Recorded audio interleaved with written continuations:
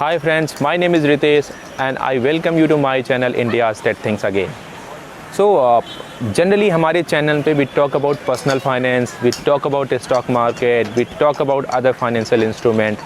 तो मेरे बहुत सारे व्यूअर्स और बहुत सारे फ्रेंड्स हैं जिन्होंने मेरे से सजेशन लेने के लिए फ़ोन किया कि आपको डीमैट अकाउंट कहाँ खोलना चाहिए, हाउ टू स्टार्ट ट्रेडिंग, कितना मिनिमम अमाउंट का रिक्वायरमेंट होता है, क्या मार्जिन रिक्वायरमेंट होती है और डीमैट अकाउंट में शेयर बाई या सेल करने के क्या खर्चे होते हैं। So I brought this video to make you explain कि आज की डेट में जहाँ पे इतने कॉम्पिटिटिव प्रोडक्ट्स मार्केट में अवेलेबल हैं, इतने टेक्नोलॉजी ड्रिवन मार्केट में अवेलेबल हैं, बहुत सारे ऑप्शंस के बीच लोग कंफ्यूज भी होते हैं कि कौन सा प्रोडक्ट अच्छा है, कौन सा बुरा, they are not able to decide. तो आज मैं बताने वाला हूँ कि डीमैट अकाउंट होता क्या है, ये कैसे ऑपरेट होता है, आपको अपना डीमैट अकाउंट कहाँ खोलना चाहिए, क्या ब्रोकरेज स्ट्रक्चर होता है और कौन सी ब्रोकरेज आपको अपने सर्विस प्रोवाइडर से डिमांड करनी चाहिए।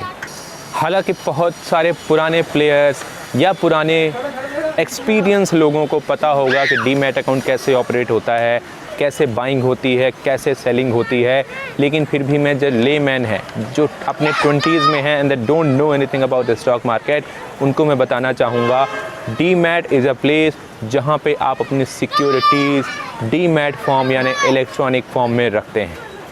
जैसे आप अपना कैश बैंक में डिपॉजिट कराने जाते हैं और बैंक उसे इलेक्ट्रॉनिक फॉर्म में कन्वर्ट करके आपके अकाउंट बैलेंस में दिखाता है, वैसे ही आपके शेयर्स इलेक्ट्रॉनिक फॉर्म में आपके डीमैट अकाउंट में डिस्प्ले होते हैं।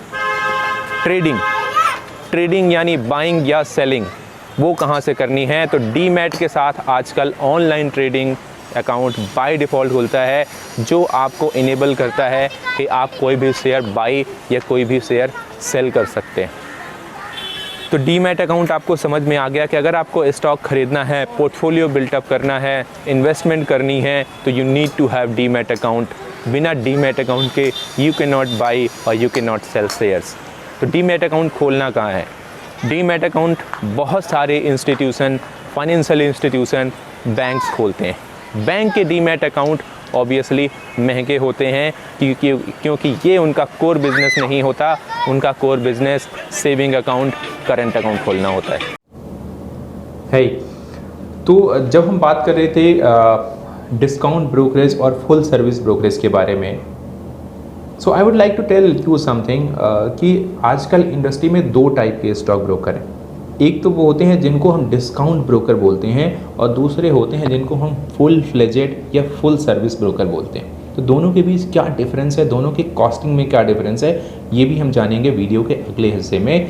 लेकिन आपको ये समझना पड़ेगा कि एक शेयर बाई करने के लिए आपको खर्चे होते क्या क्या हैं, एक्चुअल में खर्चे होते क्या हैं। तो suppose we take an example of Reliance Industries जो करीबन 2000 रुपये का शेयर। तो 2000 रुपये का रिलायंस इंडस्ट्रीज़ का शेयर आप अगर खरीदते हैं 2000 का और बेचते हैं तब भी 2000 का, तो टोटल बाइंग और सेलिंग मिलाकर के करीबन 4000 की कॉस्ट हो गई जो आपने इनकर करी, ये आपका रहा। अब होता क्या है कि इसमें जो फुल ब्रोकरेज होगा या डिस्काउंट ब्रोकरेज होगा, आपसे वो ब्रोकरेज चार्ज करेगा। ब्रोकरेज कुछ भी हो सकती है, it can be 0.50%, it can be 0.10%, it can be 0.20%, any figure it can be. अलग अलग ब्रोकरेज हाउसेस के अलग अलग स्ट्रक्चर होते हैं। इसके अलावा ब्रोकरेज के अलावा यू हैव टू पे STT, जिसे हम सिक्योरिटी ट्रांजैक्शन टैक्स बोलते हैं। तो सिक्योरिटी ट्रांजैक्शन टैक्स, अगर आपका अकाउंट, चाहे आपका अकाउंट ज़ीरोधा में है, चाहे आपका अकाउंट ICICI में है या HDFC में है, सिक्योरिटी ट्रांजैक्शन टैक्स 0.12%, 0.012% होता है, वो हर जगह एक ही लगता है। तो ये हमारे डिस्कशन का टॉपिक ही नहीं रहेगा कि सिक्योरिटी ट्रांजैक्शन टैक्स होता क्या है। Now we come with the classification of these stock brokerage. तो पहली कैटेगरी है डिस्काउंट ब्रोकरेज के, जो आज की डेट में अब बहुत पॉपुलर हो गए हैं। पहले ये नहीं थे। आज से 10 साल पहले अगर मैं बात करता तो 10 साल पहले काफ़ी महंगी ब्रोकरेज होती थी, क्योंकि उस समय ऑनलाइन चलन इतना होता नहीं था, लोगों को इंटरनेट की उतनी आदत होती नहीं थी और ऐप बेस्ड सॉफ्टवेयर इतने अच्छे होते नहीं थे कि लोग उसको यूज़ कर पाएँ। बट नाउ अब आप देखो कि मार्केट में, अगर आपने नाम सुने हो या नहीं सुने तो मैं बता देता हूँ, ज़ीरोधा, अपस्टॉक, 5paisa.com, सैस ऑनलाइन जैसी कंपनी जा चुकी हैं जो ऐप बेस्ड आपको स्टॉक ट्रेडिंग और इन्वेस्टिंग की फैसिलिटी देती हैं और ये ब्रोकरेज बहुत कम लेती हैं। So if I talk about the services of Zerodha, वो आपसे डिलीवरी में कोई ब्रोकरेज चार्ज ही नहीं करते। मतलब अगर आपने 1 लाख रुपए का स्टॉक खरीदा एक बार में या 10 लाख रुपए का स्टॉक खरीदा, वो आपसे कोई ब्रोकरेज चार्ज नहीं करेंगे, ना तो बाइंग में और ना सेलिंग पे। तो रिटेल इन्वेस्टर के लिए तो it's a win win situation है। आप स्टॉक भी ऐसा ही है तो और सैस ऑनलाइन भी ऐसे हैं, या तो ये पर ट्रेड आपसे पैसा लेते हैं या आपसे पैसा लेते ही नहीं है। तो स्पेशली अगर मैं बात करूँ ज़ीरोधा की, तो ज़ीरोधा आपसे डिलीवरी में कुछ पैसा आपसे चार्ज नहीं करता। Intraday transaction, future and options transaction, जो कि आप इंट्राडे ट्रांजेक्शन का मतलब है कि आज ही आपने मॉर्निंग में कोई शेयर खरीदा और ड्यूरिंग द डे उसे आपने बेच दिया, that is called intraday transaction. और फ्यूचर और ऑप्शन अलग कैटेगरी है, वहाँ पे लॉट्स में ट्रेडिंग होती है, लॉट्स में इन्वेस्टिंग होती है। तो फ्यूचर एंड ऑप्शन और इंट्राडे में दे टेक 20 रुपीज़ पर transaction irrespective of the value of transaction, और डिलीवरी में डोंट चार्ज एनी ब्रोकरेज। तो अगर आप रिटेल इन्वेस्टर हैं तो you should definitely go to Zerodha kind of services. Zerodha है, सेमको है, 5paisa.com है या अपस्टॉक है। अब ये तो हो गए इनके एडवांटेजेस। अब डिस्काउंट ब्रोकर्स के कुछ ना कुछ डिसएडवांटेज भी होते हैं।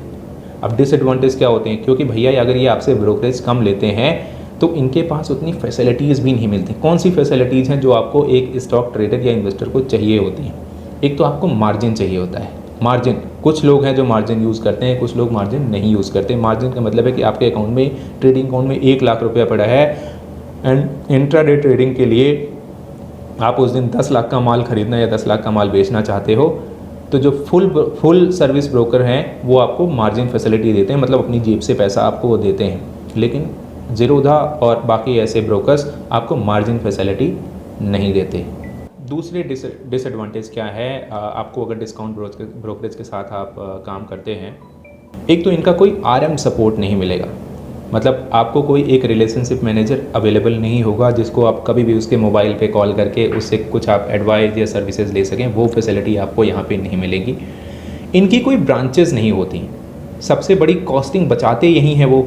ब्रांचेस नहीं खोलते, इनके बड़े बड़े इंफ्रास्ट्रक्चर नहीं होते, क्योंकि हर फैसिलिटी आपको ये मोबाइल एप्लीकेशन में ही दे देते हैं। So if you open Zerodha application, आपको किसी सर्विस वाले की ज़रूरत ही नहीं पड़ेगी, आरएम की ज़रूरत ही नहीं पड़ेगी।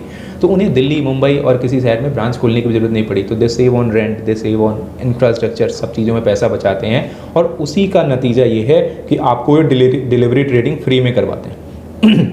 तो इनका कोई ब्रांच सपोर्ट नहीं मिलेगा आपको। अगर आपकी कोई क्वेरी है तो you have to get into their customer care. Customer care जरूर उनके फुल फ्लेजेड काम करते हैं और उनकी सर्विसेज भी काफ़ी अच्छी हैं, because I am personally using it. और तीसरा इनका जो डिसएडवांटेज होता है कि इनकी कोई रिसर्च और एडवाइजरी नहीं मिलती आपको। रिसर्च एडवाइजरी फ्री में नहीं देते, क्योंकि ऑनलाइन फैसिलिटी है, आप अपनी मर्जी से बाई करिए, अपनी मर्जी से सेल करिए, बिना किसी खर्चे के आप बाइंग सेलिंग कर रहे हैं, ये बहुत बड़ी फैसिलिटी है। और रिसर्च अगर एडवाइजरी चाहिए तो हो सकता है इनकी पेड सर्विसेज हों। मैंने कभी ट्राई नहीं करी पेड सर्विसेज लेने की, लेकिन फ्री में आपको इनकी कोई रिसर्च और एडवाइजरी सर्विसेज, मैनुअल आरएम की सर्विसेज या ब्रांच की सर्विसेज नहीं मिलती। तो ये है डिसएडवांटेज ऑनलाइन डिस्काउंट ब्रोकर्स के।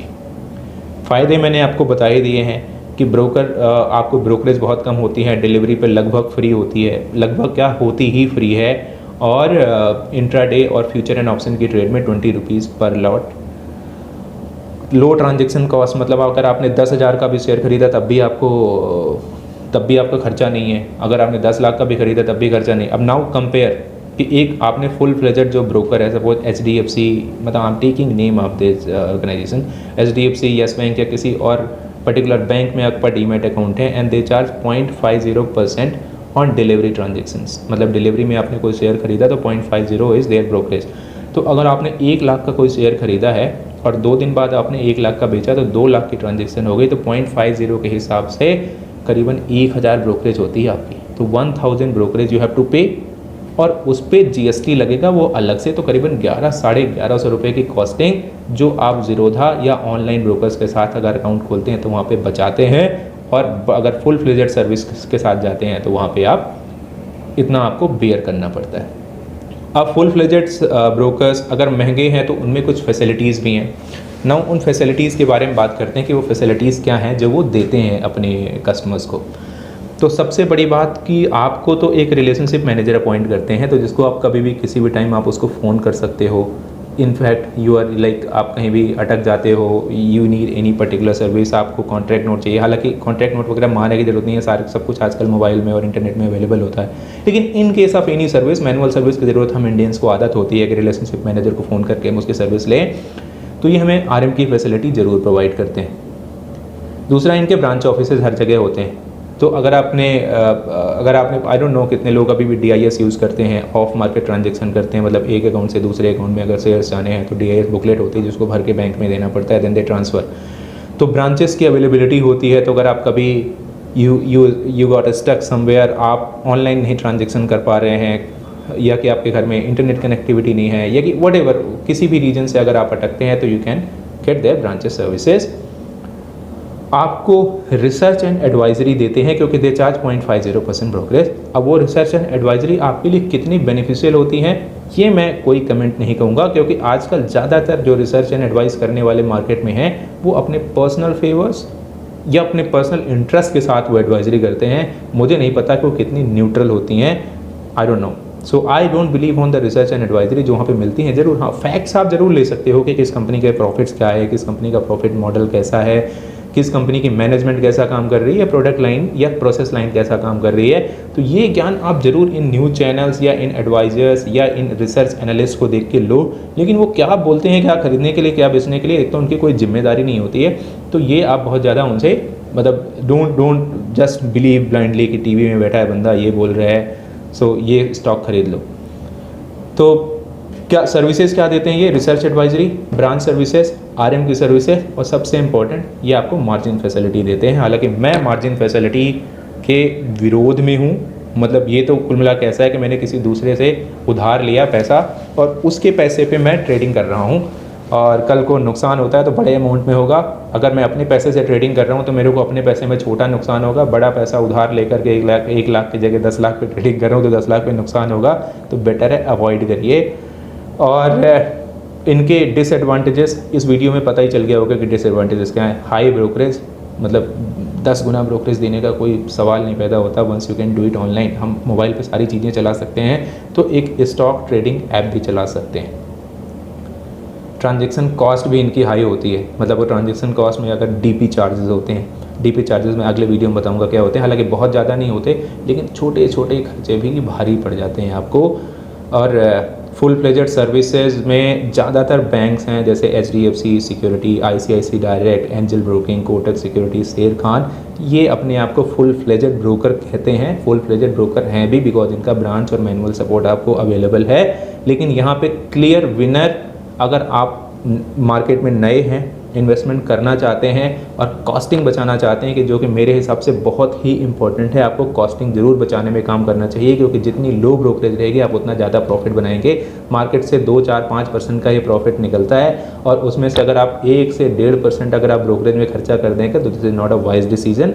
सो माई एडवाइज इज टू, अगर if you are new in the market या कि आप पुराने भी हैं, अपने करंट ब्रोकर को बहुत सारा ब्रोकरेज दे रहे हैं, तो बेटर जीरोधा, अपस्टॉक, 5 पैसा या एंजल ब्रोकिंग जैसे ब्रोकिंग हाउस में अपना अकाउंट खोलिए और वहाँ पे अपने हाथों से, अपने मोबाइल से ट्रेडिंग या इन्वेस्टमेंट करना चालू कीजिए।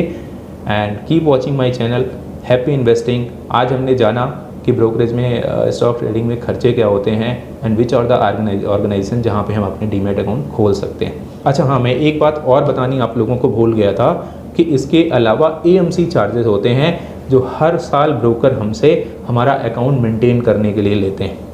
तो डिस्काउंट ब्रोकरेज जैसे जीरोधा वगैरह, उनकी AMC चार्जेस भी 250-300 रुपये साल की होती है। अगर आप HDFC, ICICI या एक्सिस जैसे इनकी DPs की बात करेंगे तो ये करीबन 750 प्लस सर्विस प्लस GST आपसे चार्ज करते हैं। तो ये एक और खर्चा था जो मैं बताना भूल गया था। नाउ बाकी की बातें करेंगे अगले वीडियो में। This video has only covered कि आपने अकाउंट कहाँ खोलना है और आपके लिए कौन सा अकाउंट, डीमैट अकाउंट ठीक रहेगा। Thank you for watching us. हो सके तो मेरा चैनल सब्सक्राइब कीजिए ताकि मैं और भी अपने आप को मोटिवेटेड फील करूँ ऐसे वीडियोस पोस्ट करने के लिए। Thank you.